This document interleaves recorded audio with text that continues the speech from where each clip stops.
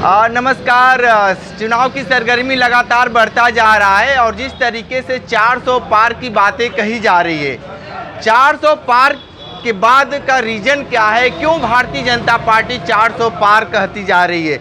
लेकिन जिस तरीके से विपक्ष लगातार ये कह रहे हैं कि 400 पार यानी संविधान में संशोधन, लेकिन बनारस के लोग क्या सोचते हैं इसके बारे में, आप क्या मानते हैं? 400 पार के पीछे का क्या रीजन है?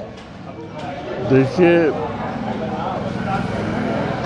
जो 400 पार का रीजन प्रधानमंत्री ने कहा है, उसके पीछे जो लॉजिक है कि अभी विपक्ष इस पैटर्न को नहीं समझ पा रहा है कि जनता के मन में जो भाव है कि परिवर्तन होना चाहिए और वो जो भी योजनाएं चल रही हैं वो ज़मीनी सतह तक पहुंच रही है और जनता इसे महसूस कर रही है। चाहे वो जल की योजना हो, चाहे बाकायदा योजना हो, चाहे अन्न की योजना हो, चाहे जो है मकान देने की योजना हो, ये सारी चीज़ें धरातल तो उतरी हैं और जनता ने महसूस किया है, ईमानदारी से महसूस किया है।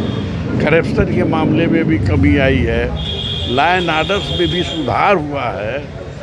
अब आज की जनता, मोबाइल का युग है, 10 साल का बच्चा भी मोबाइल देखता है और सारी चीज़ें जो पहले जाति पाति और के नाम पर कुछ भ्रम फैला करके जिस तरह की वातावरण बनाया जाता था, वो वातावरण बनाने की प्रयास होने के बावजूद जनता के मन में ये बैठ गया है कि वो भाजपा को ही दोबारा लाएगी। ठीक है। क्या कारण है कि 400 पार का क्या मतलब है? 400 पार का मतलब ये है कि हमारा जो संविधान है, इसमें जो भी थोड़ा बहुत टूटी फूटी चीज़ें है उसको क्लियर करके एक अच्छा संविधान बदलने की कोई बात नहीं है, न संविधान कोई बदल सकता है। और इसको इसीलिए है कि कम से कम जो टूटियां हैं संविधानों में उसको सही करने का एक अच्छा अवसर मिले, उसमें कोई बाधा न डाल सके, इसलिए 400 पार ज़रूरी है। विपक्ष लगातार ये कह रहा है कि मनुस्मृति आप लोग लाना चाहते हैं। विपक्ष तो बहुत पहले ही से कुछ के 2014 से कर रहा है, लेकिन जब उसका बतिया सही हो तब न, वो तो विपक्ष का कहना ही है। और 4 जून के बाद सब चुप हो जाएंगे 5 साल 4.5 साल के लिए। आप क्या कहेंगे? 400 पार को लेकर क्या पूछ रहे हैं? 400 पार के पीछे का क्या रीजन है? 400 पार का टारगेट लिए हुए हैं। हाँ, और टारगेट पूरा करने के लिए सब लोग सहयोग कर रहा है। अब बनारस के लोग जो है सोचते नहीं हैं, संकल्प लेते हैं। उन्होंने संकल्प ले लिया है कि इस बार पिछले बार से मार्जिन ज़्यादा देना है जीतने के लिए, और कुछ नहीं। तो आप लोग यहाँ के लोकल लोग क्यों नहीं चुनते हैं जी? लोकल लोगों को, लोकल नेताओं को क्यों नहीं चुनते जो बनारस के हों? बनारस देखिए, वही सुखी है जिसका पड़ोसी दुखी है। पड़ोसी को लोग नहीं देखना चाहते। ठीक है। आप क्या मानते हैं जिस तरीके से लगातार ये बताइए 400 पार के पीछे का क्या रीजन है? ठीक है, सब पास है, सब पास है। 400 पार होना जरूरी है क्योंकि देश के अंदर बहुत सी समस्या ऐसी पड़ी है कि जो कि 400 बिना पार हुए कोई काम हो नहीं सकता है।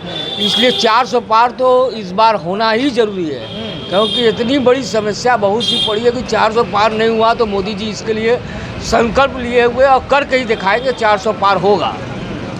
तो मुद्दे क्या होंगे? 400 पार कैसे पार कर पाएंगे? 400 पार होने के बाद तो समझिए कि नौकरियों का हर मतलब रोजगार मिलेगा, अधिक से अधिक मतलब कि विकास होगा। रोजगार मिलेगा? हाँ। यानी 10 साल में रोजगार नहीं दिए? 10 साल में दिए हैं, मगर इससे और ज़्यादा देंगे। अच्छा, और देंगे? और देंगे।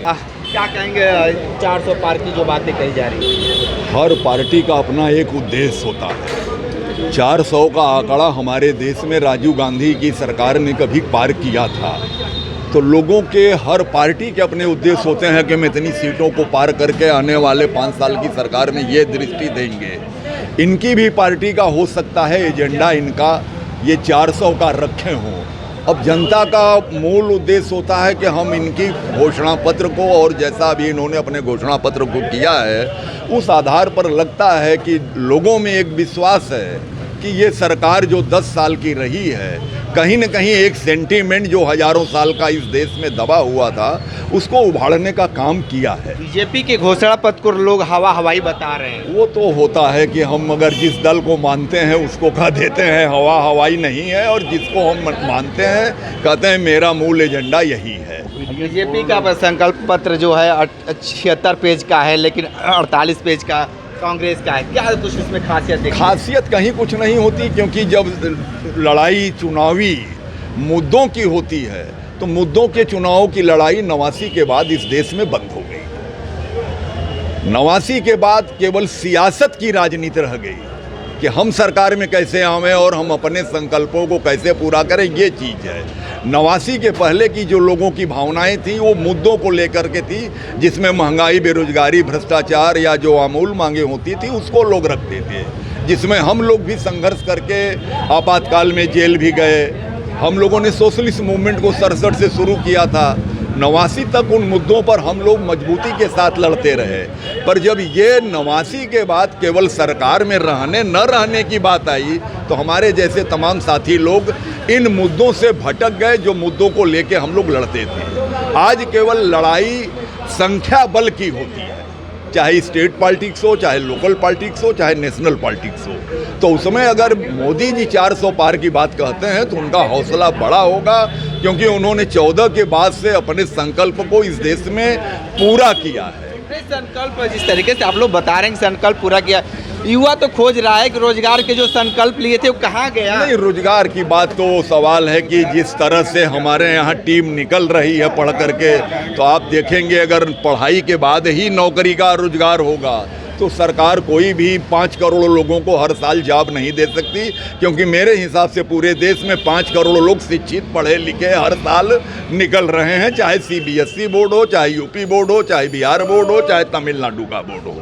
तो वो तो एक अपना उन लोगों का चुनावी मुद्दा हो सकता है। देखिए, राजनीतिक सियासत पे बनारस के लोग अपनी राय बेबाकी से दिए हैं।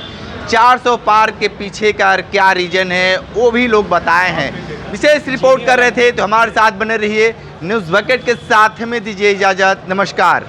पेश है न्यूज़ बकेट हिंदी मासिक पत्रिका। पढ़ें इस महीने की पूरी खबर विस्तार से हमारे न्यूज़ बकेट की मैगजीन में। हमारी ई मैगजीन को मुफ्त में पढ़ने के लिए अभी लॉग इन करें www.newsbucket.in पर। इसके अलावा रोज की ताज़ा खबरों के लिए हमारे YouTube चैनल को तुरंत सब्सक्राइब करें।